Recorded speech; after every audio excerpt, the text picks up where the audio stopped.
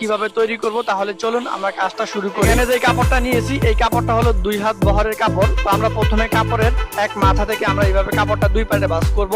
এবার একদম উপরে একটা দাগ দিব। এখান থেকে আমাদের 14 ইঞ্চি পরিমাণ ব্লাউজের লম্বা, 14 ইঞ্চি এক লম্বা একটা দাগ দিব। এবার এটা দেখেন, একটু মনোযোগ সহকারে খেয়াল করেন, আমরা 6.5 ইঞ্চি শোল্ডারে একটা দাগ দিব। উপর থেকে 6.5 ইঞ্চি নিচে একটা আরমোলি দাগ দিব। এবার এই দাগটা এখান থেকে টেনে দিব। উপরে যে দাগটা দিয়েছি এই দাগটা থেকে নিচের দিকে আমাদের দাগটা এইভাবে টেনে দিতে হবে। এবার যার জন্য এটা উপরে বডিতে 10 ইঞ্চি একটা দাগ দিলাম। এবার কোমরে আমাদেরকে দাগটা দিতে হবে 36 সাইবার করলে 9 ইঞ্চি হবে। এবার নিচের দিক থেকে উপরের দিকে দাগটা এইভাবে টেনে দিয়ে আর মুড়ির দাগ এইভাবে নিচের দিক থেকে উপরের দিকে টেনে দিব। এবার এখানে 4 ইঞ্চি ফিতাটা ধরতে হবে। এবার এখান থেকে উপরের দিকে 4 ইঞ্চি একটা দাগ দিতে হবে।